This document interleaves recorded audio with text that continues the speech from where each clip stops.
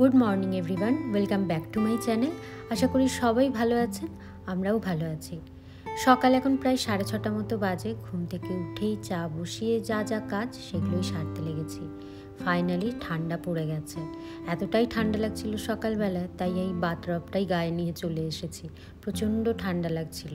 আসলে রাত্রেবেলা যখন শুই তখন টেম্পারেচারটা তো বেশ কমিয়ে শুই, কারণ আমাদের ঠান্ডা জায়গায় থেকে থেকে এমনই হয়েছে, একদমই গরমে আর থাকতে পারি না। ঠান্ডা মানে টেম্পারেচার কমিয়ে শুই, তারপরে আবার ফ্যানও চালাই। মানে যতদিন না মাইনাসে যাচ্ছে, -11-12, ততদিন আমাদের ফ্যান চলে। তো যাই হোক, এরকমই অভ্যাস হয়ে গেছে এখন। সকালবেলা একটু গরম জল খাচ্ছি, বেশ ঠান্ডা ঠান্ডা লাগছে। পুজো আসার আগে বারবার মনে মনে প্রে করতে থাকি, ভগবান আরেকটু দেরি করে ঠান্ডাটা পড়ুক, যাতে পুজোয় ভালো করে সেজেগুজে ঘুরতে পারি বলতে ভেতরেই থাকি, কিন্তু ওই সেজেগুজে তো বেরোতে তো হয়, গাড়ি অবধি যেতে হয়, গাড়ি থেকে আবার নেমে আবার যেখানে পুজো সেখানে যেতে হয়, সেটুকুও যেতে হাড়ে হিম হয়ে যায়, এতটাই মাঝে মাঝে ঠান্ডা পড়ে যায়। কিন্তু এই 2 বছর ধরে দেখছি পুজোর সময় একদমই খুব একটা ঠান্ডা পড়ছে না, বেশ ভালো ওয়েদার থাকছে, ফলে বেশ ভালো মতো সাজুগুজু করে পুজোটাও কাটাতে পারছি। তারপরে পুজো কাটার পরেই ঠিক কালী পুজো, হ্যালোউইন আসে, তখনই একবার ঠিক স্নো হয়ে যায় অক্টোবরে। প্রতিবার এটা যেন একটা রিচুয়ালস হয়ে দাঁড়িয়েছে যে অক্টোবর এলেই একটা স্নো হবে, তারপরে আবার স্টপ, আবার একটু ঠান্ডাটা কমে, আবার ডিসেম্বর এলে তখন আবার ঠান্ডাটা বেশ ভালো মতো বাড়ে। তবে গত বছর এতটা ঠান্ডা ছিল না। মনে আছে গত বছর আমার যখন জন্মদিন ছিল, আমার জন্মদিন 25 ডিসেম্বর, ঠিক সেই সময় আমরা গেছিলাম মায়ামি। তো মায়ামি যাওয়ার সময় মনে আছে একটা হুডি পরেই শুধু গেছিলাম এখান থেকে, কারণ সেদিন ছিল পজিটিভে, মানে +12 ছিল। ভাবতে পারেন কতটা গরম ছিল। এটা এখানে গরমই বলা যায়, কারণ ডিসেম্বরে প্রচণ্ড ঠান্ডা থাকে। আর এই দেখুন আজকের বাইরের ওয়েদারটা, পুরো ফগি ওয়েদার, একদম দেখাই যাচ্ছে না কিছু চারিদিকটা, পুরো একদম ধোঁয়াশা হয়ে আছে, খুব সুন্দরও লাগছে দেখতে। তাই ভাবলাম আপনাদের সাথেও শেয়ার করি একটু।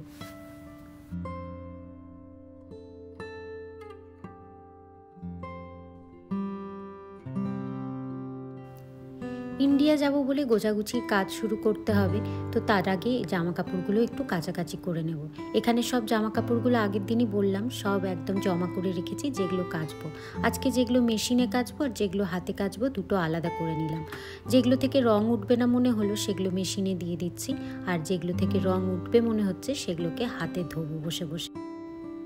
এখানে কটনের জামা খুব যে ভালো পাওয়া যায় তা নয়, তবে পাওয়া যায় না একেবারেই সেটাও নয়, পাওয়া যায়। তবে ম্যাক্সিমাম যেসব জামা কাপড়গুলো আমরা কিনি না সেগুলো সবই পলিয়েস্টার মিক্স থাকে, ফলে ওগুলো থেকে একদমই রং ওঠে না। তবে যেগুলো আমরা দেশ থেকে আনি কটনের থাকে, সেগুলো থেকেই দেখেছি বেশি রং ওঠে।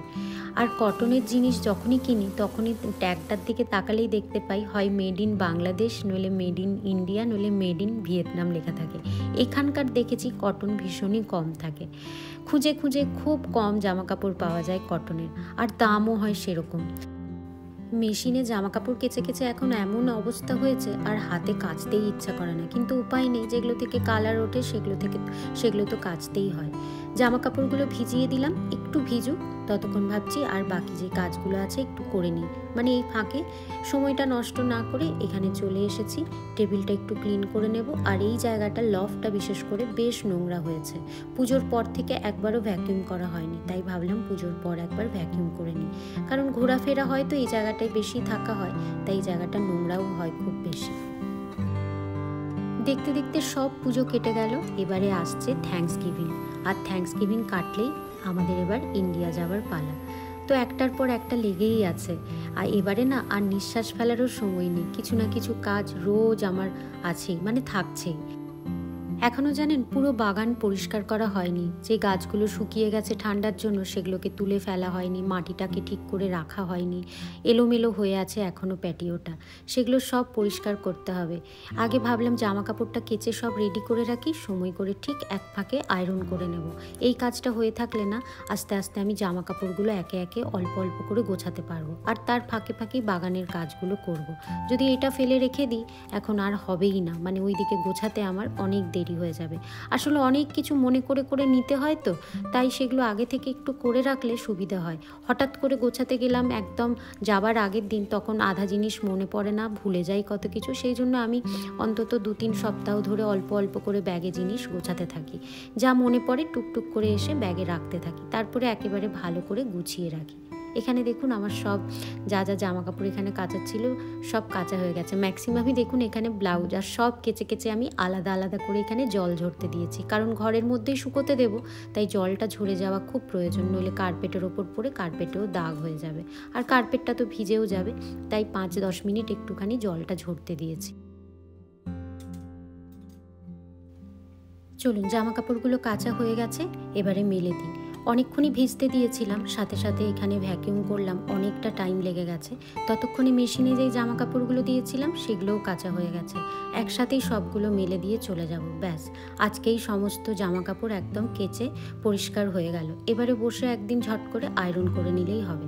তবে আয়রন করে নিলেই শেষ নয়, আমার জামা কাপড় তো শুধু জামা কাপড় নয়, এখনও আরও দুজনের জামা কাপড় আছে, সেগুলোকেও বসে বসে আয়রন করতে হবে। ওই জন্য একটু আগে থেকে করছি, অল্প অল্প করে রোজ একটু করে নেব। ব্যাস সমস্ত কাজ শেষ, মানে ওপরের যা যা কাজ ছিল সেগুলো সব করে নিয়েছি। এবারে একেবারে নিচে যাব, নিচে গিয়ে রান্নায় লাগবো।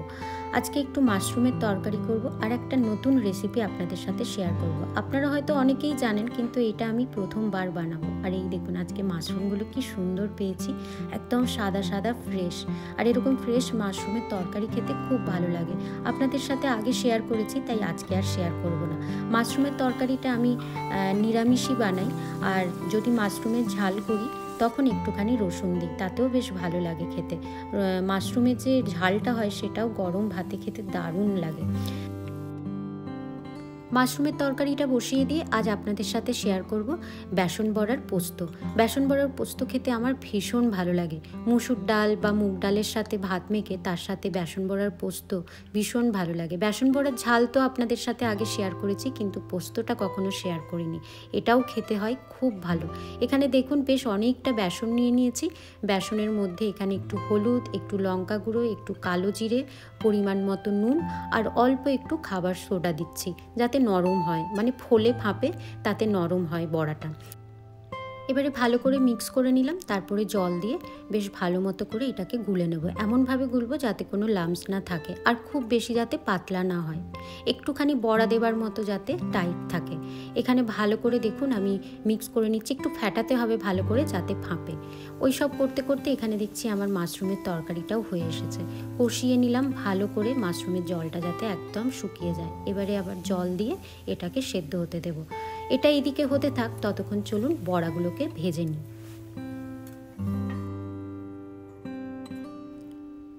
বেসনের বড়াগুলো সর্ষের তেলে ভাজবো, আর সর্ষের তেলে শ্যালো ফ্রাই করব, কারণ বেশি ডুবো তেলে ভাজলে না বড়াগুলো একদম ফোলে না, শক্ত হয়ে যায়। এখানে দেখুন তেল খুব কম নিয়েছি, তেলের মধ্যে অল্প অল্প করে এবার বেসন দিয়ে দিচ্ছি। তবে আমার বেসনটা একটু পাতলা মাখা হয়ে গেছে, আপনারা চেষ্টা করবেন আর একটু টাইট মাখতে।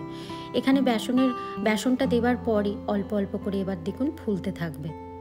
আর এইভাবে শ্যালো ফ্রাই করলে বড়াগুলোর মধ্যে একটা কি সুন্দর ফুটো ফুটো ব্যাপার চলে আসে, দেখুন এটার জন্য কিন্তু আরও ভালো হয়, মানে এর মধ্যে ঝোলটা খুব ভালো মতো ঢোকে। আর এখানে যদি আপনি এটাকে ডিপ ফ্রাই করেন তাহলে এই জিনিসটা হয় না, আর বড়াগুলো একদম টাইট শক্ত হয়, তাতে কিন্তু খেতে একদমই ভালো হয় না, ভেতরে কোনো ঝোল মশলা কিচ্ছু ঢোকে না। এখানে খুব কম আঁচে ভালো করে ভেজে নিলাম। খুব বেশি হাই হিটে রাখলে ভেতরটা কাঁচা থেকে যাবে, তাই মিডিয়াম হিটে এটাকে ভেজে নিয়েছি। এখানে দেখুন এই যে ফুটো ফুটো ব্যাপারটা হয়ে যায়, এটা একমাত্র যদি শ্যালো ফ্রাই করেন তখনই হয়। চলুন সব বড়াগুলো একে একে ভেজে নিয়েছি।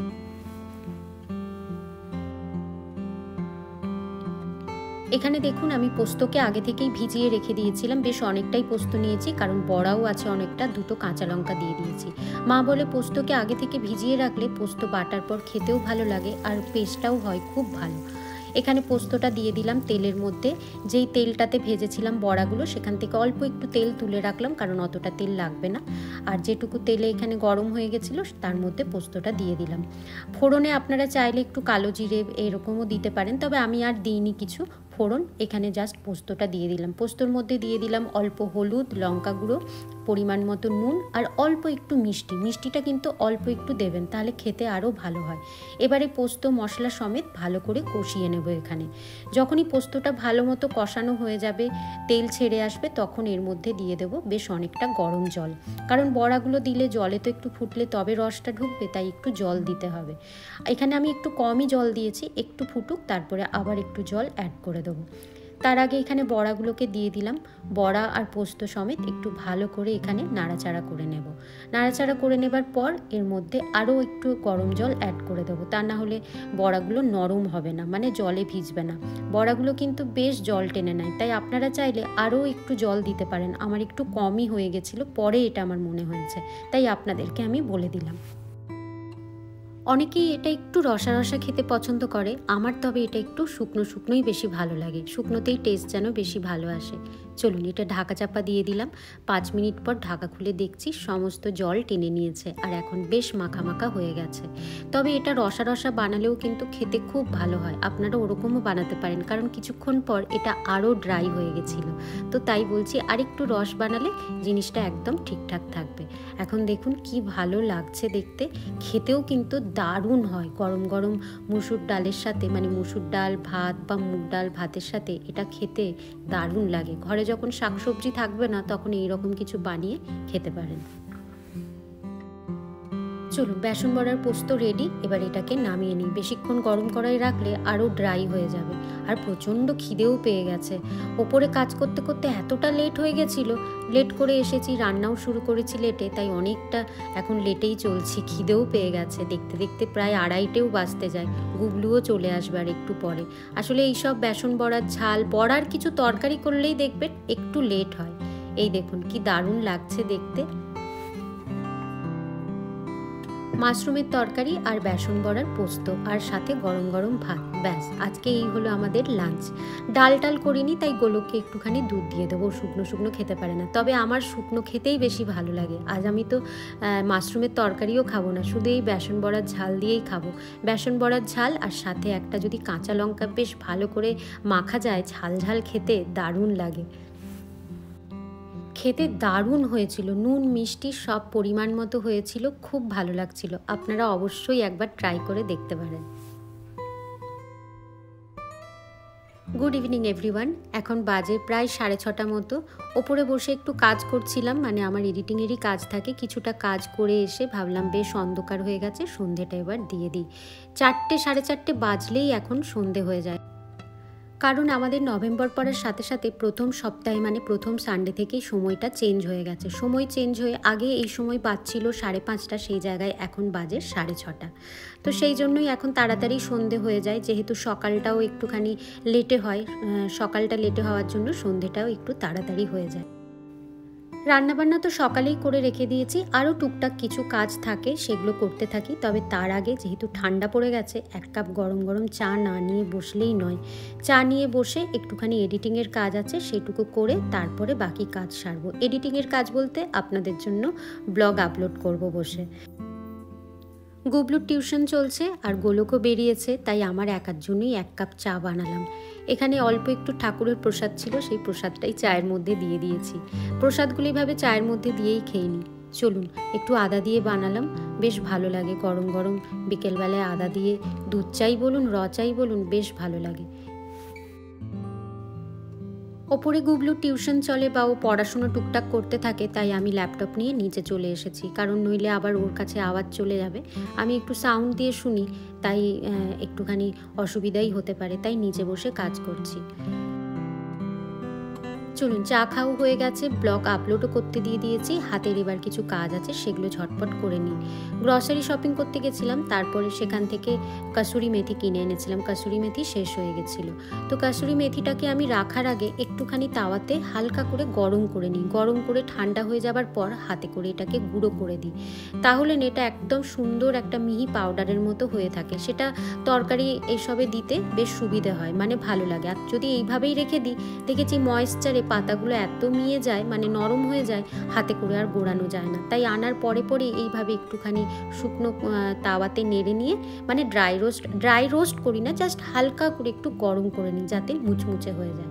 চলুন ওটা ততক্ষণ ঠান্ডা হোক। আর কালকে আমাদের ট্র্যাশ ডে আছে, মানে আজ হচ্ছে বুধবার, তাই ভাবলাম ট্র্যাশগুলোকে একটু বের করে দিই। আজ সকাল থেকে বেশ ভালো ঠান্ডা পড়েছে, তাই বাইরে জ্যাকেট ছাড়া যাওয়াই যাচ্ছে না। মাথায় টুপিটা দিলেও হতো, কিন্তু আর টুপি পরতে ইচ্ছা করছে না। গ্লাভসগুলো পকেটেই আছে, যদি ঠান্ডা লাগে পরে নেব। আমার বাড়িতে যখন কেউ আসে, কেউ আর ট্র্যাশ খুঁজে পায় না। আমি যেখানে ট্র্যাশের জন্য যে জায়গাটা করেছি সেটা কেউ বুঝতেই পারে না যে এই জায়গাটাতেই আমার ট্র্যাশ আছে। আমাকে বলে দিতে হয় যে সবাইকে এইখানেই আমার ট্র্যাশ আছে। আর এটা পেয়েওছিলাম খুব ভালো অ্যামাজন থেকে, আমার খুব ভালোও লেগেছিল। ট্র্যাশের জায়গা দিয়েছিল, আমার যে কিচেন আইল্যান্ডটা আছে তার মধ্যেই একটা জায়গাতে দিয়েছিল, কিন্তু সেই জায়গাটা আমি ট্র্যাশ করে নষ্ট করিনি, অন্যান্য জিনিস রাখার কাজে ইউজ করি। আলাদা করে ওই জন্য ট্র্যাশের এই জায়গাটা কিনে নিয়েছি। চলুন ট্র্যাশ বের করে দিলাম, আর ট্র্যাশ ব্যাগও লাগিয়ে দিয়েছি ট্র্যাশে। তা নাহলে সকালবেলায় চা পাতা ফেলতে গিয়ে ভীষণ ভুল হয়, ট্র্যাশ ব্যাগ থাকে না, আর আমি ঝুপ করে চা পাতাটা ফেলে দিই। কাসুরি মেথিটা ঠান্ডা হয়ে গেছে, হাতে করে একটুখানি গুঁড়ো করে নিলাম। গুঁড়ো করে রাখলে খুব দিতে সুবিধে হয়। আর এখানে একটা কাঁচের জার আমি ধুয়ে রেখেছিলাম, যেটার মধ্যে কাসুরি মেথি থাকতো, সেটাই শেষ হয়ে যাবার পর ধুয়ে নিয়েছি। ধুয়ে শুকিয়ে তার মধ্যে আবার রেখে দিচ্ছি। এইভাবে দেখুন হাতে করে গুঁড়ো করে নিলাম। দুটো প্যাকেট এনেছিলাম, তার মধ্যে একটা প্যাকেট এইভাবে গরম করে গুঁড়ো করে রাখলাম। দেখবেন যেখানে বৃষ্টি খুব হয়, বিশেষ করে আমাদের দেশে বৃষ্টি বা গরম হয়, যেখানে ময়েশ্চার খুব বেশি হয়, সেসব জায়গায় জিনিসে পোকা খুব তাড়াতাড়ি লেগে যায়। এই বছর যেমন আমাদের এখানেও বৃষ্টি হয়েছিল, খুব জিনিসে পোকা লেগে গেছে। যখন আমি দেশে থাকতাম তখন আমি পোস্ত, তারপরে সুজি, এই টাইপের জিনিসগুলো, এমনকি বাদামকেও একটুখানি গরম করে রাখতাম। তাওয়াতে একটুখানি নাড়িয়ে নিয়ে সেটাকে ঠান্ডা করে জারে জারে ঢেলে রাখতাম, তাতে কিন্তু পোকা অত লাগতো না। দেশে থাকতে যা করতাম, এই বছর আমাকে এখানেও সেটা করতে হচ্ছে, কারণ এত পরিমাণ বৃষ্টি হয়েছে, জিনিসপত্রতে প্রচুর পোকা লেগে গেছে। প্যান্ট্রি খুললেই দেখি চারিদিকে পোকা ঘুরে বেড়াচ্ছে। তখনই বুঝতে পারি যে ময়েশ্চারের জন্যই এই জিনিসটা হচ্ছে। তো তাই এখন মাঝে মাঝে আমি যখনই সময় পাই একটু জিনিস গরম করে রাখার চেষ্টা করি। গরম অবস্থাতে রেখে দিই না, গরম করার পর ঠান্ডা হয়ে গেলে সেটাকে জারে জারে ঢেলে রাখি। তো চলুন আজকের মতো আমার বকবক এখানেই শেষ করি। আজকে অনেক আপনাদের সাথে বকবক করেছি, আশা করি আপনাদের ভালো লেগেছে। আর আমার সকাল থেকে পুরো ইভিনিং অবধি আমার রুটিনটা আপনাদের সাথে শেয়ার করলাম। আজকের মতো ব্লগটা এখানেই শেষ করি। সবাই ভালো থাকবেন, সুস্থ থাকবেন। ব্লগটা ভালো লাগলে একটা লাইক করে দেবেন। আজকের মতো বাই বাই।